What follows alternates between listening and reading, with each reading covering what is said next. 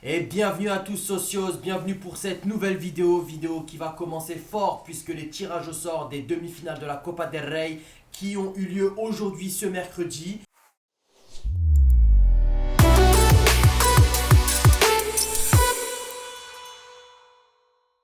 Le Barça qui n'a entre guillemets pas eu de chance de tomber sur l'Atlético, un Atlético qui est bien en place depuis ce début de saison, un Atlético qui sort d'une qualification face à Getafe sur le score de 5-0.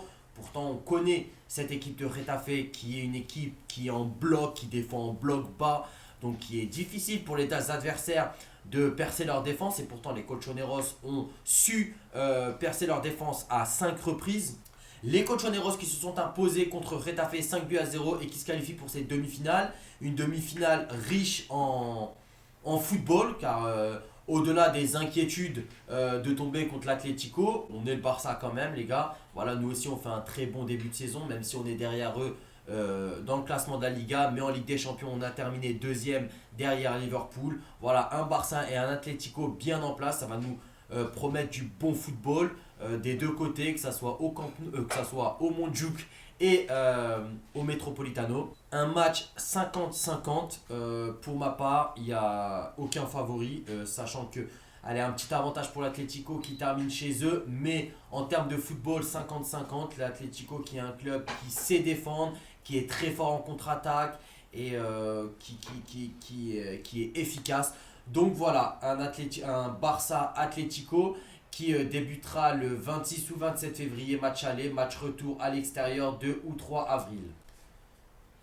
Côté transfert maintenant, Robert Lewandowski prolonge et le Robert Lewandowski va prolonger jusqu'en 2026. Ça y est, une année de plus. Le club estime qu'il a bien mérité après son début de saison qu'il a fait. Meilleur buteur de la Liga, meilleur buteur ex aequo de la Ligue des Champions. Robert Lewandowski qui fait un début de saison, on va dire plus que bien, malgré ses manques d'efficacité par moment. Mais voilà, le club estime qu'il a mérité sa prolongation, une prolongation jusqu'en juin 2026 et pas au-delà. Donc voilà, ça sera sa dernière prolongation au club. Bon, après, sait-on jamais, hein, le club, quand il parle, voilà, entre ce qu'ils disent et ce qu'ils font vraiment, voilà, rien n'est jamais pareil. Et du côté attaquant, le FC Barcelone cherche à se renforcer en attaque et même après Lewandowski. Barcelone a nommé son intérêt pour Alexander Isak. Ils ont même pris contact avec son équipe et ont confirmé qu'il serait ouvert à un transfert. Le seul problème est le prix demandé, plus de 100 millions d'euros. Alors plus de 100 millions d'euros pour Isak. Alors oui, Isak a d'énormes qualités. C'est voilà, un attaquant, on le connaît, je ne vous le présente plus maintenant. Un attaquant avec pas mal d'expérience. Mais voilà, plus de 100 millions d'euros pour ce joueur-là. Personnellement, moi, je m'avancerai pas dessus. Sachant qu'à côté, il y a un autre joueur que Barcelone suit pour l'été. Et c'est tout autre que Luis Diaz. Il serait ravi de venir. C'est une option moins difficile à recruter qu'Isaac. Il serait cependant le choix idéal du club. Alors, voilà, d'après certaines sources, Luis Diaz qui serait intéressé pour rejoindre le FC Barcelone depuis maintenant 2 ans. Et voilà, donc ce qui faciliterait aussi niveau contrat, niveau salaire du côté d'Isaac et son entourage. Isaac, qu'on connaît, qui peut jouer neuf et qui peut jouer aussi sur les côtés et les gauches. Voilà, donc on ne connaît pas encore le prix demandé, mais on sait que ça sera moins cher à voir dans les prochains jours. Deco aime bien également l'attaquant de Leipzig, Benjamin Sesko. Un de ses agents était à Barcelone il y a quelques heures, mais aucune discussion n'a été confirmée. D'après Sport, alors, d'après aucune autre source fiable, d'après Fabrizio Romano, on n'a rien non plus. Donc voilà, dites-moi dans les commentaires si vous êtes chaud pour Sesko. Moi, pour ma part, je dirais pas non, je dirais pas oui. Et on va terminer avec la victoire du Real Madrid dans les derniers instants, 3-2 à l'Etihad Stadium sur la pelouse de Manchester City.